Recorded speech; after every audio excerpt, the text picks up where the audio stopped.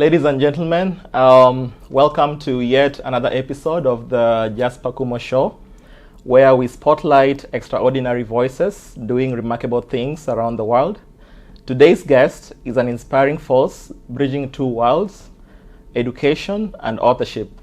He's a Kenyan-born teacher making waves in the American education system, and he's also the brilliant mind behind thought-provoking books like the Classroom Diaries, Life as an American Teacher, Charting True North, Son of Hope, and the newly released Classroom Reboot, the AI edition. His story is not just about teaching students. It's about teaching life, navigating identity, and redefining purpose in a global context. Please welcome to the show, Mr. Edwin Makini. How are you doing, sir? I'm good. How was the day today? The day has been good. Yes. I've been up and down, doing some conferences, and I'm glad to join you here today. Well, we are glad to have you here. But before we begin, I would like to also thank Mr. Sam the Creative for giving us a space to share our stories. We are at the Banana Land Media studio in North Carolina. And anybody who wants to have a podcast or have a creative space, you're more than welcome.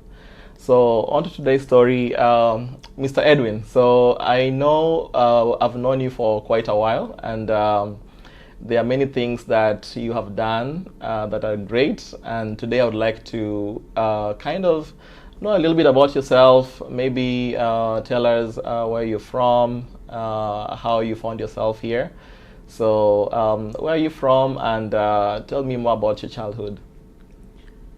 Okay, thank you so much, Jasper, for welcoming me to this podcast. I appreciate for the opportunity to come and share.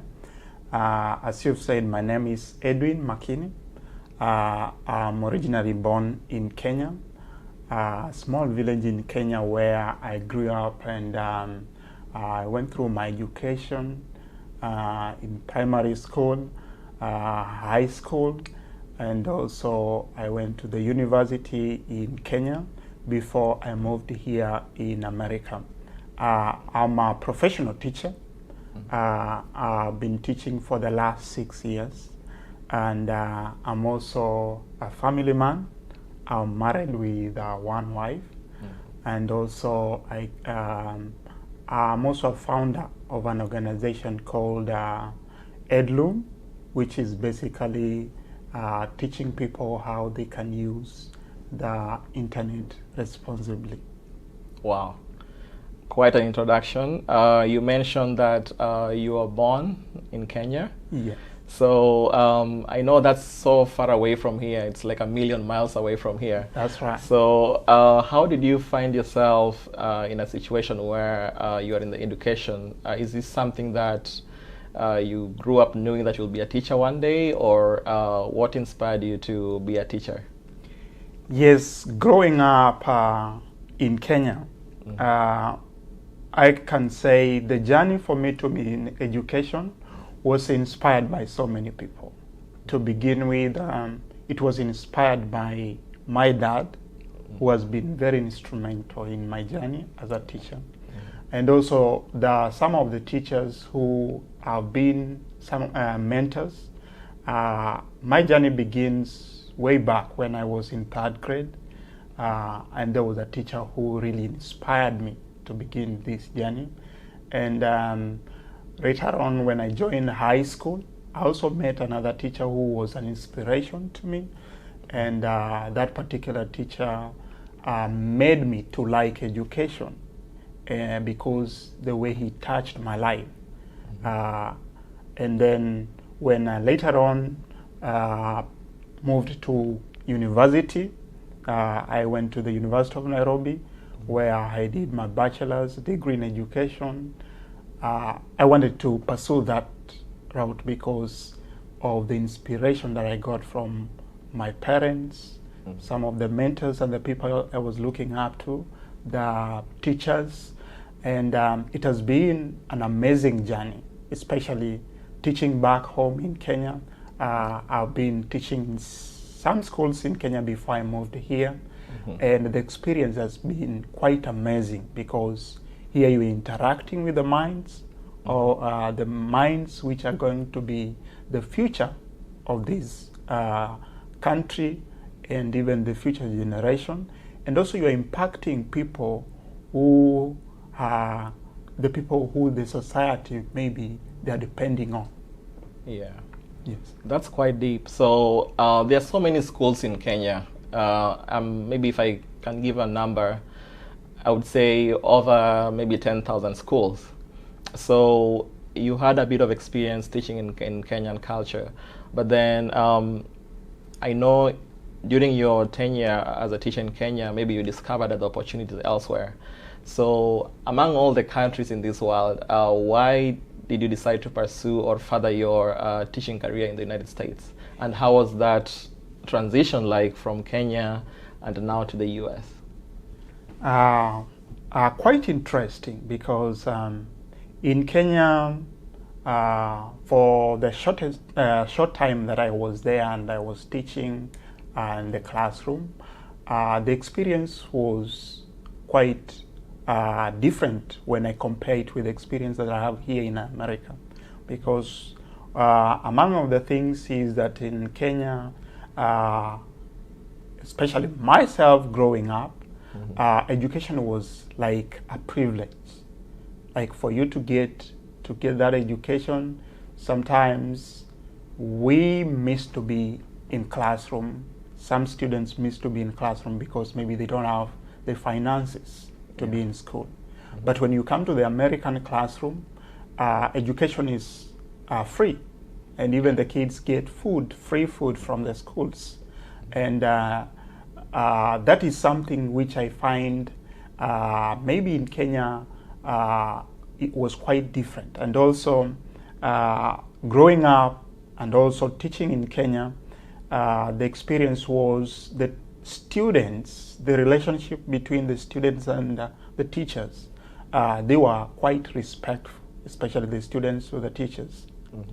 And I can also tell, like yourself growing up, that there's a way people used to look up to the teachers, because even the societies in Kenya, they respect the teachers, even when they work in the villages or even in the communities.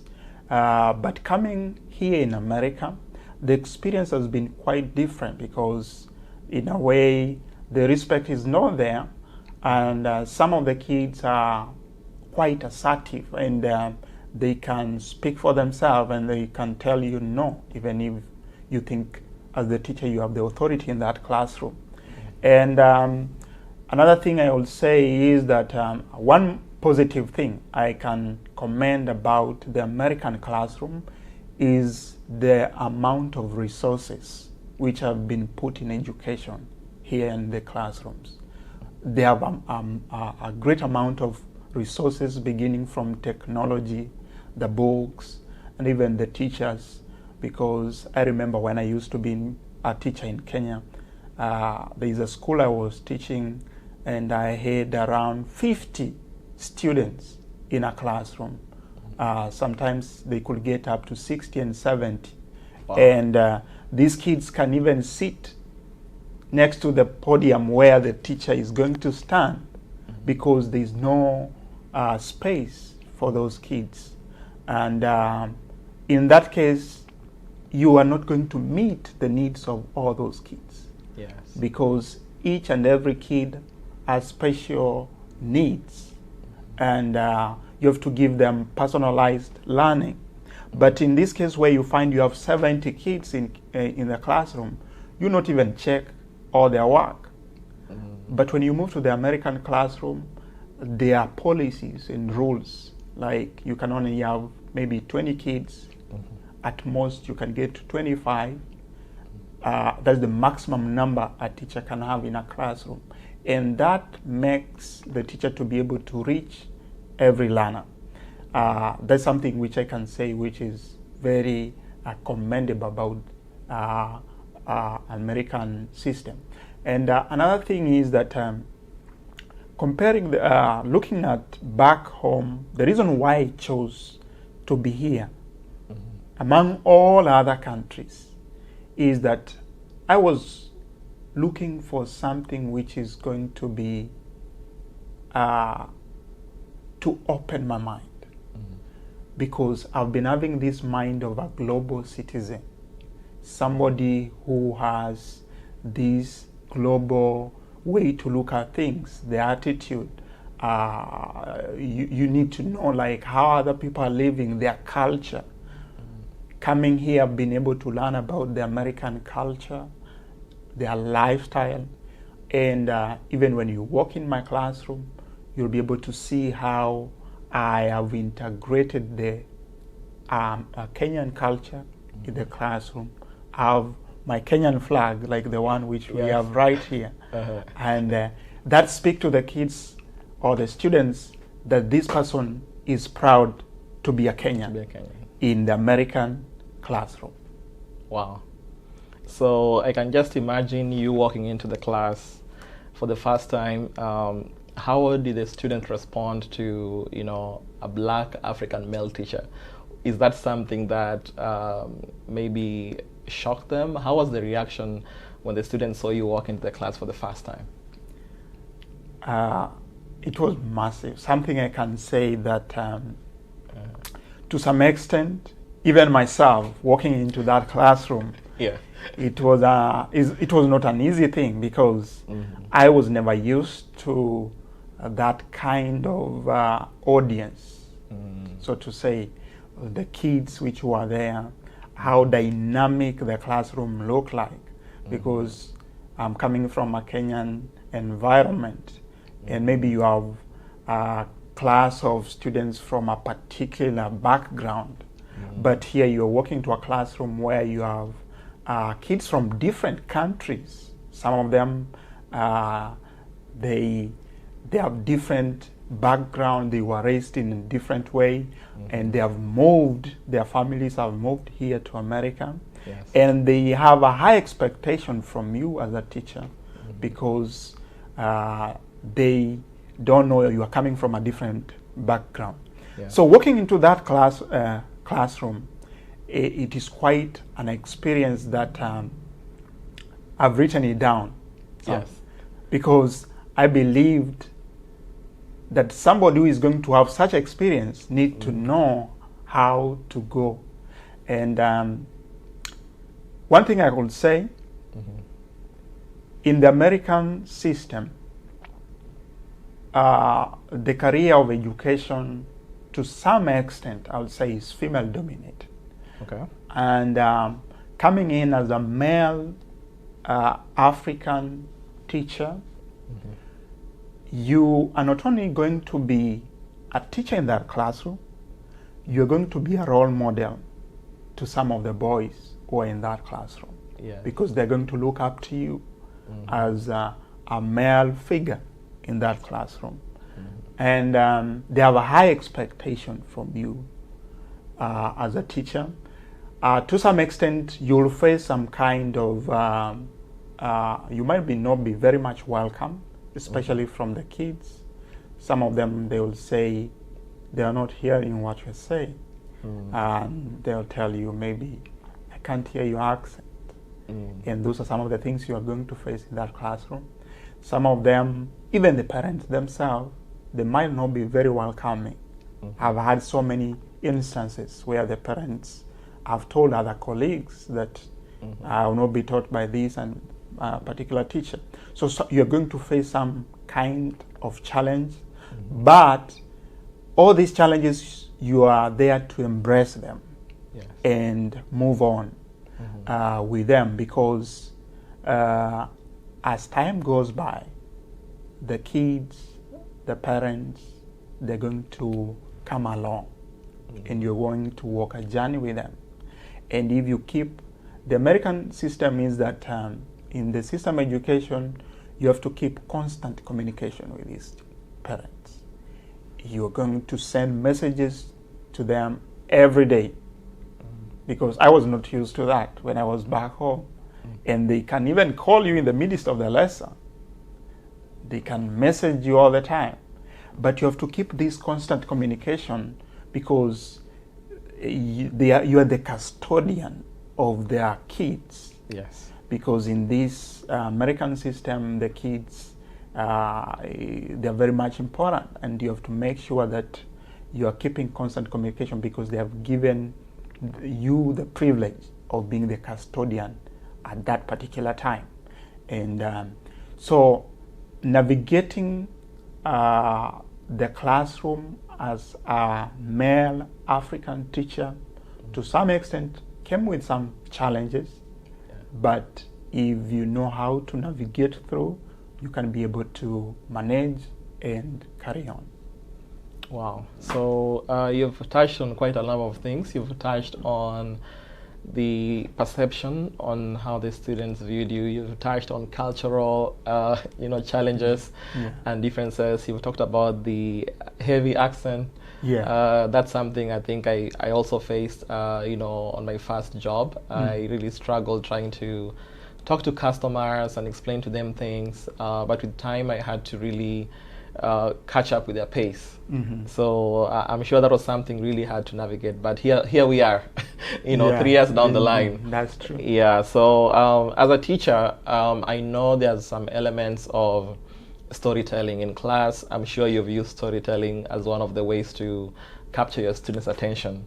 So what inspired you, or rather, when did you start writing? When did you start telling stories? Good question. Growing up in the African culture, we used to be told stories from our parents, our grandparents. And even in the classroom, sometimes you will find some of the teachers integrating their lessons with storytelling. Yes. And as students,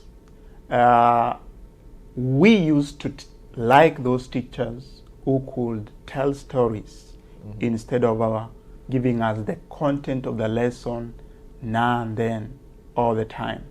Because we want those teachers who can break that monotony of lesson, telling us about calculus or geometry or even science. We need somebody who can break that and give us some stories. So those teachers who I liked, or those who I can say they were my favorites, they were those teachers who used to be lively and they could tell those stories. So the culture of me telling stories, even in my classroom as a teacher, began long way when I was a student myself, because I tended to like those teachers. And I also felt like, for me also to be liked by the students as a teacher, I need also to integrate storytelling in my lessons. And this culture has been growing, and by telling the kids the stories, I've also managed not only to tell them, even to write them down, so that even those people who will not be able to listen to those stories, they can even read those stories. And this is the culture that I've integrated even in my American classroom. Wow. So it's interesting how you carried the culture from home. Basically, your grandparents telling you stories, and now you bring that into the classroom. So it's quite an amazing transition. Yeah. But even beyond that, as we mentioned at the beginning, you're also known as an author. And you're a man who has authored quite a number of books. And some of the books have been very inspirational to not only me, but also other people out there. So one of the books that you wrote, which was the Classroom Diaries, I believe this is a copy of the Classroom Diaries. It's a very nice book over here. It even has the American flag and everything else there. So what inspired you to come up with this book, the Classroom Diaries? So the book Classroom Diaries was inspired by a number of things.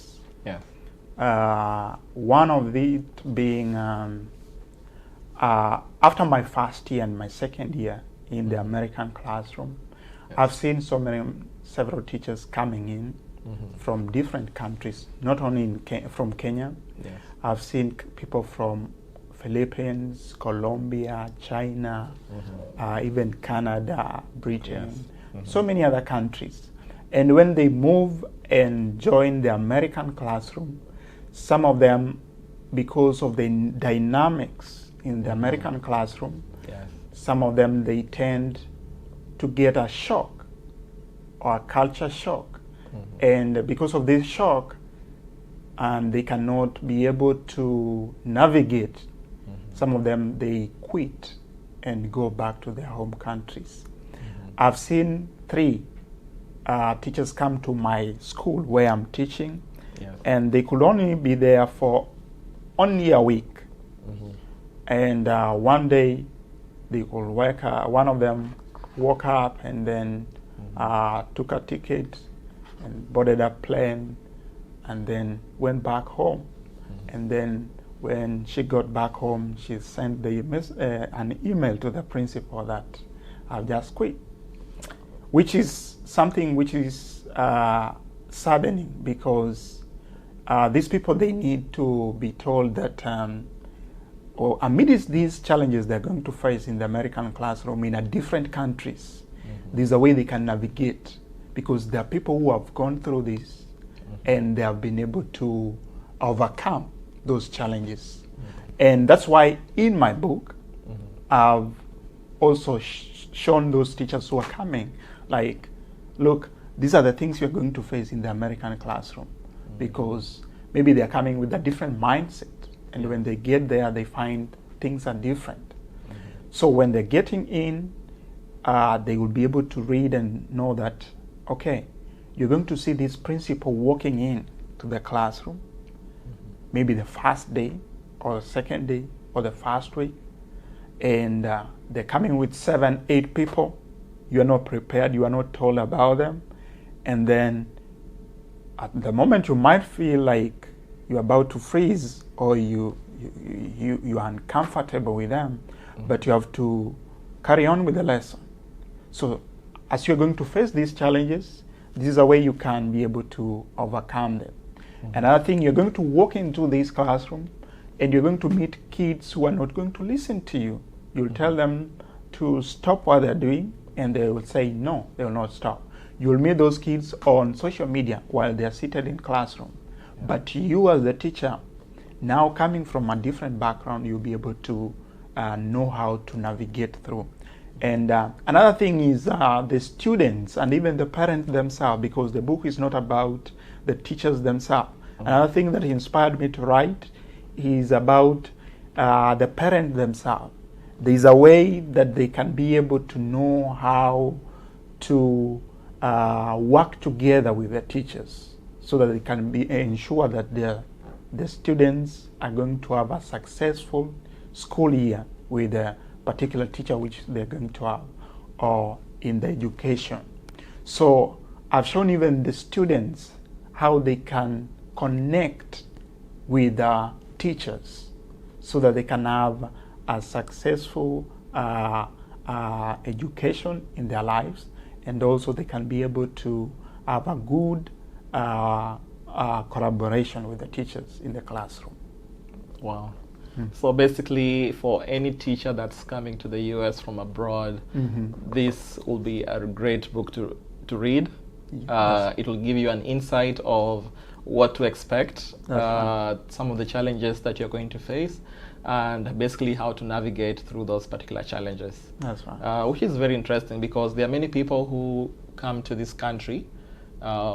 They don't know how things operate. They don't have a relative to show them the way, or a friend to even walk them, through the journey and everything. But it's amazing how you thought about writing the book so that it's available to anyone, even after maybe you're long done with education. Somebody can still go back and see. So we are waiting for a second edition of this book. That's right. Hopefully, as you advance in your career, there are the more things that you discover. I'm sure for those who have read the first edition, would really love to have like a second or even a third edition, even as you progress in your career. Right. So you've touched about a lot of things about how you came in. You've told us about how the students reacted to your, your first time in class. So, how is it, or how hard or how easy is it navigating identity as a Kenyan in America? Because your roots are deep in the Kenyan, culture. So, how do you navigate this identity in America? Yes, navigating my identity as a Kenyan American teacher. Yeah. So I want to use this particular example, and the first time I came to the American classroom, and we chat with a few teachers the first few weeks, and some of them, maybe they don't have an experience about how Africa looks like, how Kenya looks like, and maybe they think like Africa is one big country. And when you mention like I come from this country, they'll be like, okay, so is that a state or a small city in Africa? No, it's a country. So you're trying to tell them your roots, where you are coming from. I'm coming from this place called Kenya. Yeah. It is a country in the eastern part of Africa.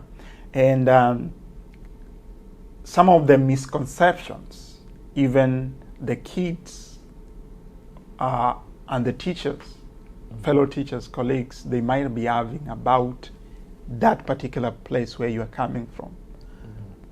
You have to maybe talk to them about it, and even to show them, because I've held different cultural events in my school, and in these cultural events I have to show them our culture as a Kenyan. We prepare I can invite some teachers who are Kenyan, some of the teachers who are from other countries like Jamaica. They prepare their meals, they come with their artifacts from their countries, and we try to show them different cultures and where we are coming from, even the kids. And sometimes I've done this in my classroom. I've told my classes to do a project about Kenya. So they go online so that they can do a research about Kenya, and they have to present that to the rest of the class, so that you can even do away with the misconception. Because if they do a research about Kenya, they will be able to see different things about Kenya. They'll be able to see even the cities that we have in Kenya, Nairobi, which looks like the Washington that we have here. So they will change even the mindset they have about Africa in general. So I still maintain that, and as I said earlier, when you walk in my classroom, you'll be able to see the identity of Kenyan in even the classroom, how it looks like, even the setup. You see the Kenyan flag, you see some of the writings, Hakuna Matata. You will be able to see some of the things that we use back home to show that this is the Kenyan culture. So you still have to maintain that even as you navigate the American education system, because you have to remain the you. Like the Kenyan identity should be in you, because most people try to blend in, or they don't want to be known like they're coming from this part of Africa or this country. But this is where we belong. This is our roots, and you have to show it to the world, because in that way you are trying to show that whichever background you are coming from, we're still here together, and we're going to steer this boat going forward. Wow. So you're saying for all the Kenyans out there, especially those who have the bands, that's right. It is not, it should be in us to appreciate our culture. Even though we are in a foreign land, but it's also important to still acknowledge that we have some origin, and their values or their things that we do that are still stuck in our ways, and they're things that we can pass down to other generations. Like, for instance, you talked about storytelling. That's right. Which is something that was passed down by our grandparents, and now we are using storytelling even as part of what we do in classrooms. Yeah, even the language. Sometimes I've been teaching my students in the classroom to learn Swahili. Swahili, yes. And so that they can greet me sometimes in Swahili. So language is also something that you can show to the other people about your culture. So we should not even forget our Swahili, which is our beloved language. Yeah. So apart from Classroom Diaries, we also have a second book here, which is basically the Classroom Reboot, the AI edition. And AI has been a very huge topic, especially in our current world. We are having AI in different organizations, in hospitals, even in churches they use AI. That's right. So whoever thought that we could not use AI even in church. So AI has been a really huge topic, and it's also interesting that now AI is within our classrooms. So you being a teacher and explaining the value of the AI and everything, what inspired you to write the Classroom Reboot, the AI edition? It's a very nice book, by the way. Anyone that wants to know or wants to learn about AI and how you can use AI for education, it's a very powerful book. So what inspired you to write the Classroom Reboot? Before I answer that question, I'd like to say that there's a study that was done by Common Sense Media. Okay. This is an organization that deals with the well-being of the kids, parents, and teachers when they're online. Yeah. And in this study, they discovered that 70%, it was done last week, 70% of the kids, especially the teenagers, they're using artificial intelligence as a companion, like somebody they can speak their emotions to. And some of the kids, even right now, they're using AI to do the homework. And it should be something that is worrying us today, which kind of professionals we're going to have 10, 20 years from now. So AI is here to stay. It's not going anywhere. It is us, the educators, the parents, and everybody in other fields, because it is affecting all the fields. It's not only education. Everybody today is using AI. So the reason why I came up with this book now to answer the question is that is there a way we can navigate with this AI? Is there a way we can be able to use it as a tool so that it can help us?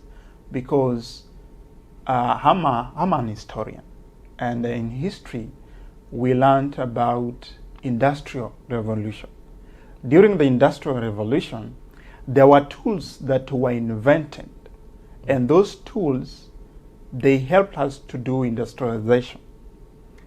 And those tools, if they could be misused, we could not be having the industrialization that we have today. So AI is like those tools that were invented during industrial period. And if we use AI in a good way, especially in a classroom, we'll be able to use it to our advantage, not to our disadvantage.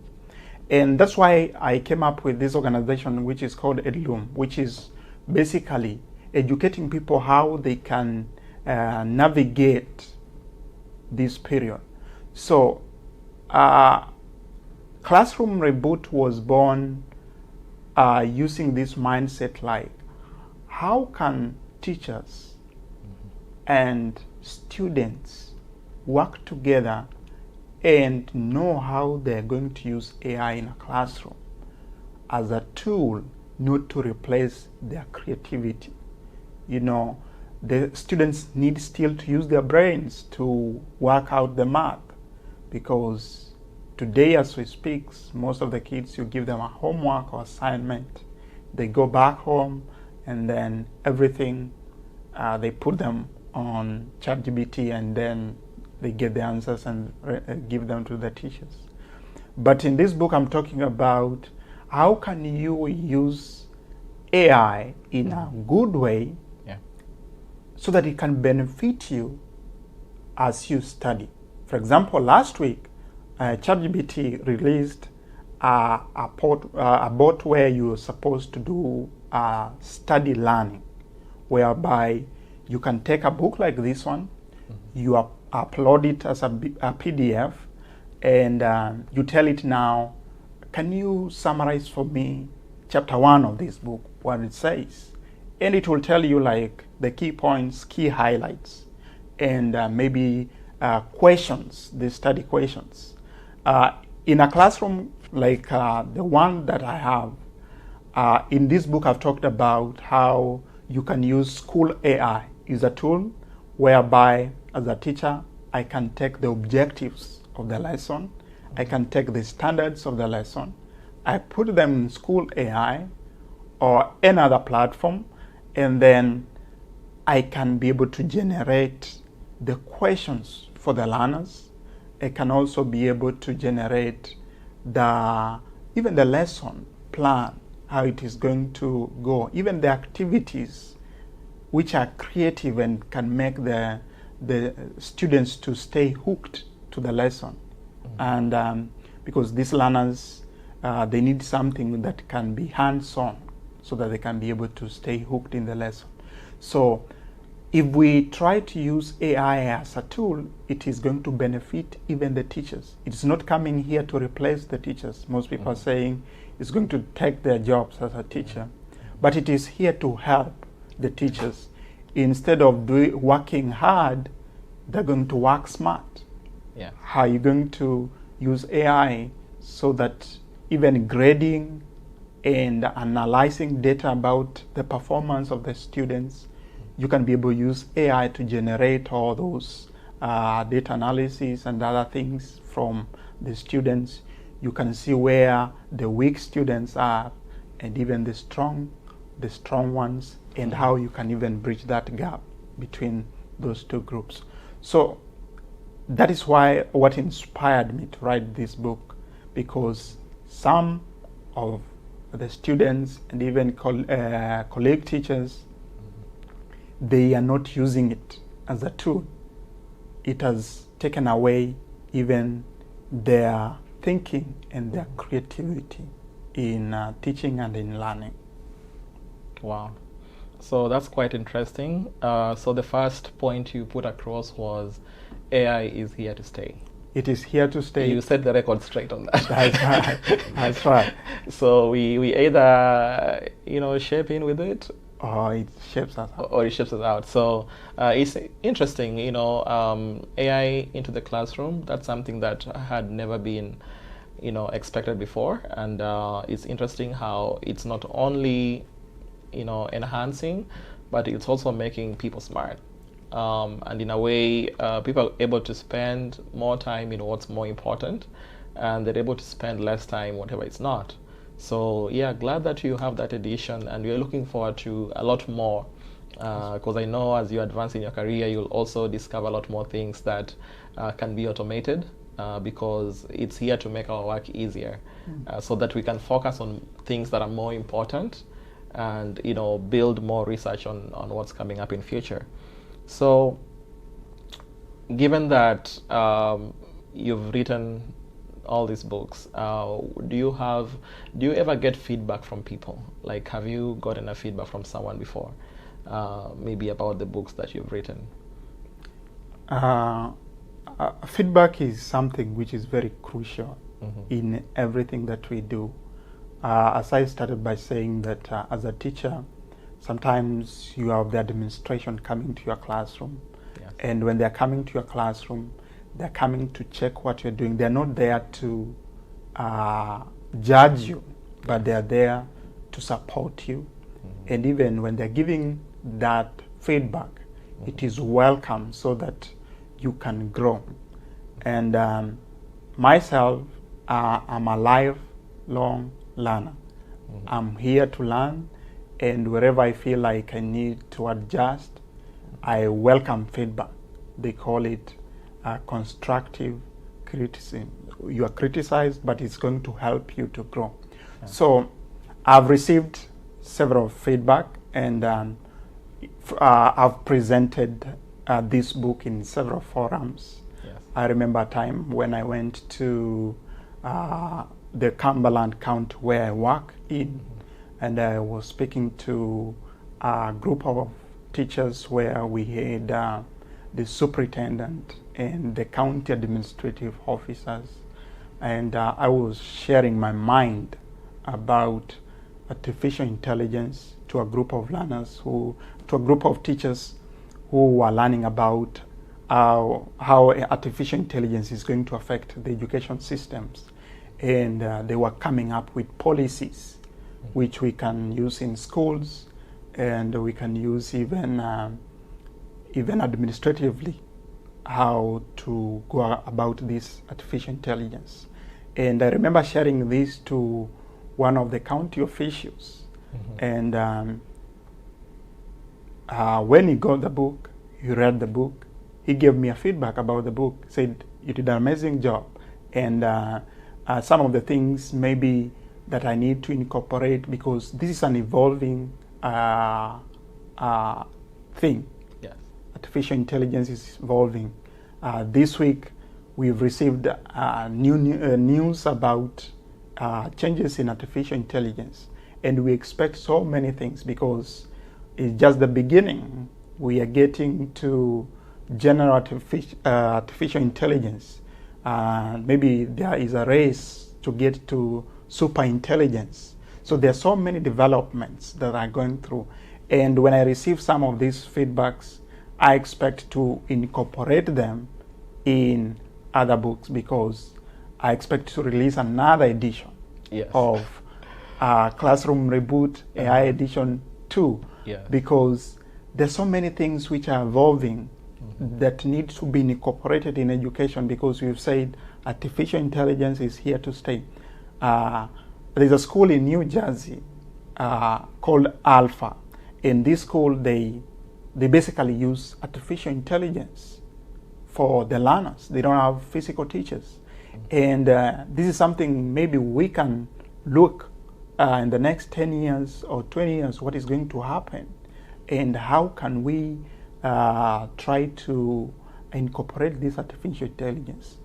I've shared this book to my colleagues, the school where I teach, and a good number of them, they bought the book from Amazon, and when they got it, they sent me the reviews and the feedbacks about the book, and most of them, they were positive about how the topics that I've touched, which are very crucial even in any given classroom. So I take feedbacks positively when I get them, and I try to build on them as I move forward as a teacher. Yeah, that's quite interesting. You also talked about another book of yours called The Son of Hope, I believe. That's right. So how did The Son of Hope inspire your personal journey? Where was the inspiration to write that book? My first book, which is Son of Hope, is a book that I hold so dear to my heart, because it speaks the journey that I've gone through as a young person growing up, and as a teacher also. But basically, it is a book that I wrote to inspire somebody somewhere who might be going through different challenges here and there in life, because my background was not that good. I can't say it was a rich background or a rich family. It was an average family, and in that family, going to school was quite a challenge. And I know there's so many people who can relate to this, maybe who are in the Kenyan setup, where you walk to school, and sometimes you faced all those difficulties from even the family, and also even the financial challenges, and sometimes you're facing challenges even in the education itself, because going to school also you have to maybe there's some subjects you don't understand in classroom, and also in the general life we have faced so many challenges, and some people at some point they feel like they want to give up. And it is a journey that speaks to me, because the title Son of Hope comes from a time when I walked to my father's bedroom. And when I walked to his bedroom, I got this diary on the table. It's not a usual thing for a boy who is 7 years old in the African culture to walk into our father's bedroom. Yeah. But this particular day, I walked in there. I was in my 7th grade. And going in there, I found a diary of my dad. And I tried to open it. And I found a list of the kids. And I was like, okay, it's quite interesting. Let me try to have a look at it. And they were all my siblings. I have 5 siblings. So out of 6, I'm number 3. So I was reading those names. And then I came to number 3, my name. And then my dad had written Son of Hope. And that thing ignited something in me that to date I feel like it is pushing me to carry on, because I'm the hope to this man who is now my dad. And he has written it down, the Son of Hope. And remember, this time I'm in my 7th grade. So it means like there's something he had seen in me, which maybe some of the parents have not spoken to their children. And maybe I could not have seen it, because maybe in our culture we have never been used to hear those words from our parents. But when I read that, it spoke to me. And sometimes going through some of the life challenges, that is something that has been pushing me to carry on. Because reading the Son of Hope, I've written all those in my book for those people who manage to get it from Amazon. And it's quite a journey, especially from those people who have undergone different challenges. And so my inspiration to write the Son of Hope comes from that background. Those challenges where I faced, sometimes going to school and sometimes lacking school fees, coming back home, staying at home, and going through all those different challenges. Until now, I managed to achieve some of the dreams. One of the greatest dreams, I wanted to be in the university, which was the University of Nairobi. God managed to help me get there.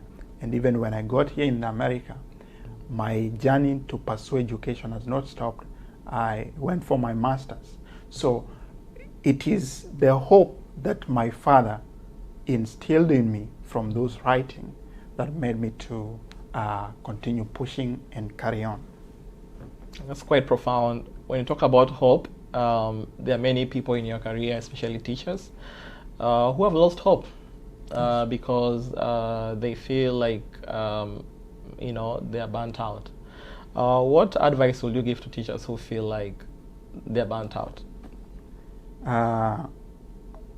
My advice to the teachers who sometimes feel there's a burnout in their career, and also maybe they are not that much appreciated. Yeah. My advice could be this work that you're doing, you are doing it, you are affecting people's lives. And sometimes you might not see the result right now, but you'll see the result later. And also, remember this, getting into the career of education, it is sometimes I say it's a calling, because if you don't have that passion in you to impact other people's lives, you might not see the need, because some of them maybe you may look at it and say, I was motivated in a way that is finance or something else. But it's more than that. It is a work of service, because those people who you are changing their lives, they are going to remember you in their lifetime. And some of them, they will change their way of life because of you.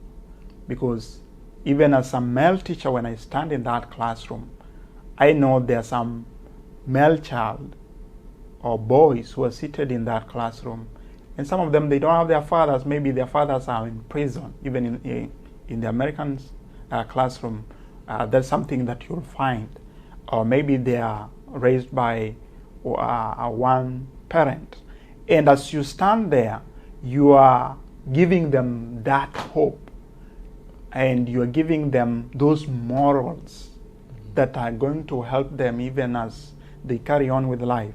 And maybe, who knows, you're going to change somebody's life, because I've had so many kids who have maybe taught in my career back in Kenya, sending some messages, going through Messenger, and you find somebody saying, I'm so and so, you were a teacher at this particular school, I was your student, and I passed your subject so highly. You were an inspiration to me.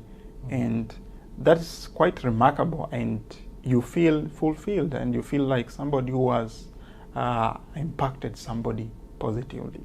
So my advice to them and my encouragement to them is that you are changing somebody's life. Wow, that's quite profound. And there are people who have experienced the same in their careers, and I can attest to the fact that there are teachers who planted seeds in us when we were young, and now we are starting to see the fruits of those seeds. That's right. Some of those teachers may have even passed away, but whatever legacy they left in us still lives on, and in a way it also challenges me and you to pass the same legacy to other people, so that once our careers are done and we are all gone, then we may not see the fruits right now, but they'll be there in the future. You know, who knows, whoever thought Obama did not know maybe there will be a president one day. Right. And now see he became a president. So there are many things that as teachers, I think that's really encouraging for those who are experiencing the burnout. You've also talked to young people, especially men. There's a book that you've written, Charting True North, Coming of Age Guide for Young Men and Seekers of Purpose. What really inspired you to talk to men specifically? Why was this book written for the boy child? That's right. So the inspiration about writing a book for the boy child is because of the society that we are living in today, whereby we see, to some extent, I can say, the boy child has been neglected in one way or the other. We have all these, I'm not saying it's bad to empower the female child, is very much in order, because for a long time they were also neglected. But as we empower this female child, the male child, to some extent, they have felt neglected. And my question sometimes is, even as I walk in the classroom, I see who is going to marry those empowered female in our lives. As we empower them, we need somebody who is going to be there as the head of the family. And that inspired me as a man to look at, how am I going to encourage the boy child in our lives. Personally, I was in a boys' school, and I saw the dynamics in that school. And even in Kenya, I taught in some 2 boys' schools. Yeah. And in such a families, in that school, you will see some kids who come from families where maybe they have not seen somebody giving them a sense of purpose in their lives and tell them, like, as a man, this is the way you should live. You have to have these morals as a man, taking up responsibilities and knowing that you are going to be the leader in your own families, wherever you will be.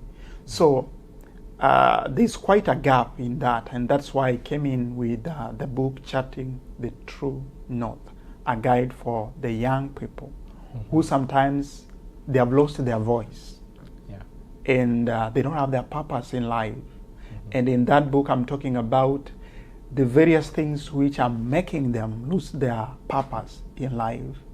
Some of them is because of the addictions maybe they have got themselves in, and they need to come out of it.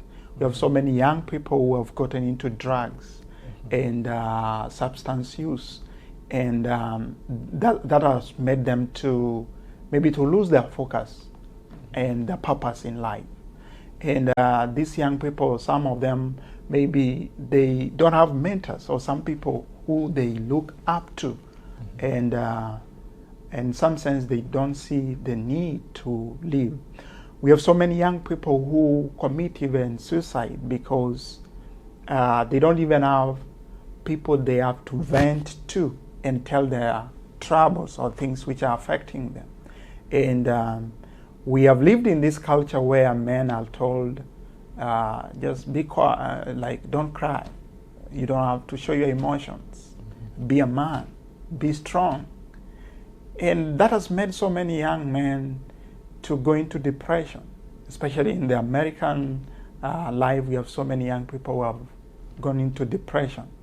And speaking in that book, I'm talking about how can these young people now find their purpose in life, and how can they reflect in themselves and be able to see how they can come out of those challenges, even how the society treats them, how they can navigate and come out as strong men, the people which we look up to in the society, and people who are going to even marry these women or the females who have been empowered, because we need the leaders of tomorrow in the next generation to be the leaders of the families. So that was some inspiration that made me to write the book True North. It's an amazing book, and I believe that it's going to change the young people's lives who are still trying to find a purpose in their lives, so that they can be able to make an impact in this life.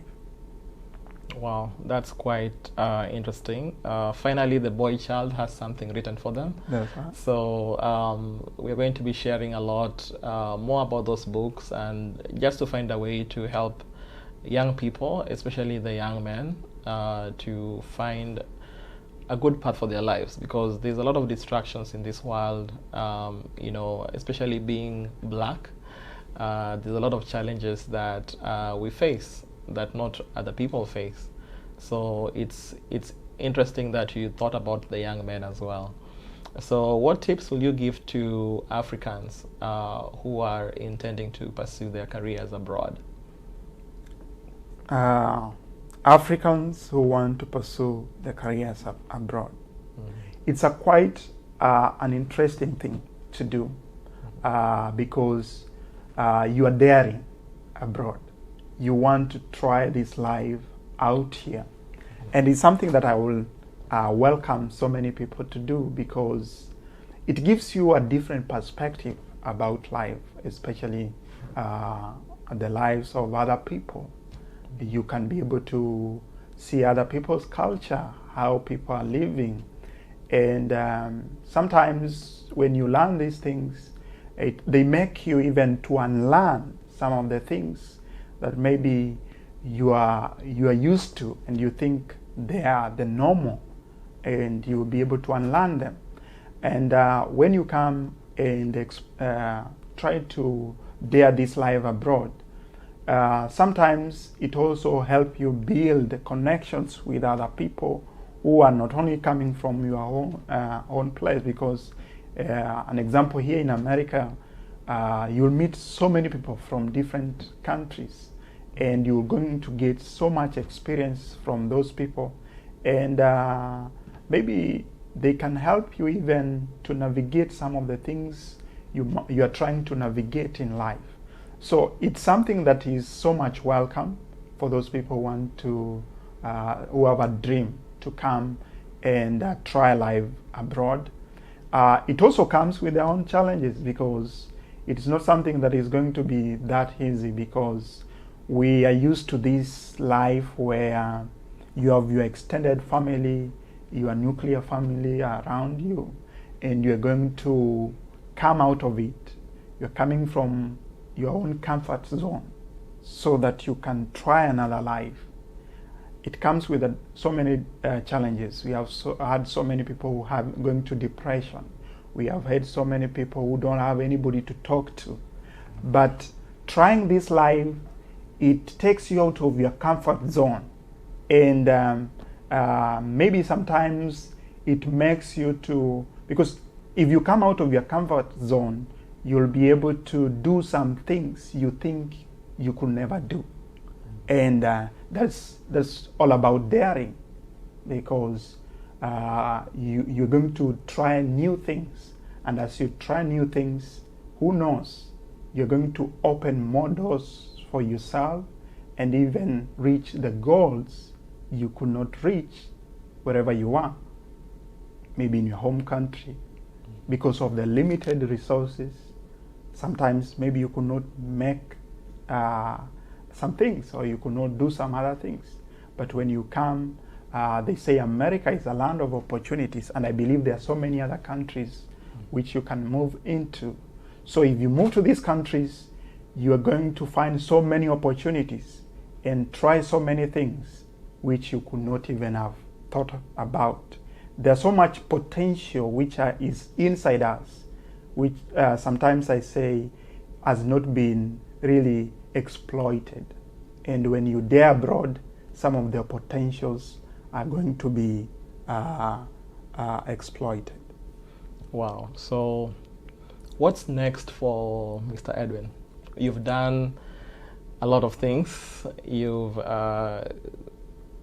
taught in Kenya, you've taught here, you've authored almost 4 books. So what's next for you? What do we expect? What should we expect from you? I have so much things to do. Yes. Because I'm still young, and I'm still trying to explore so many things in life. Yeah. And one of the things that I'm doing currently is the platform that I just mentioned that I've started, and that's what I'm doing right now, going around educating people how they can use the internet responsibly, yes, especially for the learners, the teachers, and even the parents. With the coming of the artificial intelligence, we have had so many cyberbullying, deep fake, and we're trying to educate the people how they can use these tools that we mentioned in a good way, so that they can benefit us, but not to harm other people. Yeah. And currently that is what I'm doing. I'm the founder of Edwin. And another thing, I'm still working as an author, and I'm about to release 2 more books in the coming days. Congratulations. And I believe I'm changing some life. It might be one life at a time, but somebody somewhere is getting to be impacted in one way or the other. And I'm also a family man, and I continue to also embrace family life. And I believe that as I move forward, all these things, we can achieve them when we have people around us who are supporting us and giving us that support that we need so that we can move to the next level. So currently those are the things I'm into, and getting more into tech and education technology, so that we can see on now we can use technology in the education field and integrate these two. Wow, that's quite a lot, and I'm glad that we are still going to expect more books from you. So looking forward to that. Whenever those books come up, we can always come back to the show and talk more about them. And also, we can also encourage our brother by supporting him. I will share the links, Amazon links of the book, where you can go buy the books. And you can also give him feedback so that it can help him to come up with even more editions. Because they say education is the key to success. It's true, because we have a living testimony here. So what message do you have for that young man out there? There's a young lady out there who wants to be like you. What kind of message will you give to them? How can they achieve that level of success and still stay consistent? Okay, my message to the young man, the young lady, or anybody watching this podcast at this moment is that keep on trying, and as you continue trying, trust in God, because God is the one who is the ultimate in everything that we do. So as you try to carry on in your, maybe it can be that you're doing your studies and you want to achieve academic excellence, keep on working hard and trust in God. And another thing is, as you also continue, keep on trying, trusting in God. Some people say is a passion. Sometimes I say some of the things is not about the passion. We need to learn as much as we can, because according to scientists, we are only using 10% of our brains. So try as many things, get as many skills as you can, and these skills are going to be helpful in your life. We are moving to a new era of artificial intelligence. You need some of these skills to navigate life. So try as much as you can to get so many skills that are going to help you even in your life. As you face other challenges in your life also, I'm a testimony that you're going to come through. So believe and trust in God, and keep on trying, and also try as much as you can to do as much skills as you can, and they're going to be helpful. And one thing I will also encourage you is that try to get out of many things that are going to put you in trouble, and you'll be good to go. And that's my message I can leave to you, the young people out there, and those people who are listening to this podcast. Wow, thank you so much. There isn't much I can add to that. That's quite profound, and he has sent his message out to everyone. So are there people that you like to maybe shout out, anyone that you like to thank for how far you've come? Maybe you can, this is a good time to say that. All right. I have so many people. I can't exhaust the whole list of the people that I want to thank in my life. But I want to say thank you to my wife, my beloved wife. She has been very supportive to me. She has been with me all through. And I believe that wherever you are watching this, I appreciate the support that you've given me. even my parents, my father and my mother, who have been very supportive in my journey. I want to appreciate the much that they have done to make me the person that I am today. The mentors, the people around me, the friends who have been supportive to my career and also my journey, I want to appreciate you so much. And I believe that wherever you are, may you continue receiving blessings. Yeah, so you've heard from the man himself, our teacher, Mr. Edwin Makini. He has a lot of these books. We have a lot of links we're going to share on Amazon. So watch on the description below. You'll see all the links to his books. And if you have any word of encouragement, you can reach out to him. What are some of the ways people can reach out to you? Yeah, they can reach me through my social media. Okay. I have social media, Edwin Makini. Yeah. You can find me on Facebook, Edwin Makini on LinkedIn, and also Edwin Makini on Twitter. Yeah. So those are the platforms, or the X that we're using. Yeah, so I'll also share his social media links, so you can reach out to him at any time. If you want to know about AI, if you want to know about anything about the American education system, how you can transition from Kenya or from any other country to the US and be part of the classroom, you can reach out to him. And thank you to everyone who's watching today, and keep watching. Please suggest guests that you'd like to see on our episode, and I'm sure next time, once we have the 2 books, we'll come back. That's right. Yeah, so anyone who has an inspiring story, you can reach out and we'll be able to share your story, because we want to pass these stories to the next generation. After we are long gone, this is the only thing that they'll have. So let's keep sharing our stories, and I would like to thank all of you for watching and always supporting the Just Pakuma show. Thank you. Thank you. Thank you, Mwalimu. Thank you so much.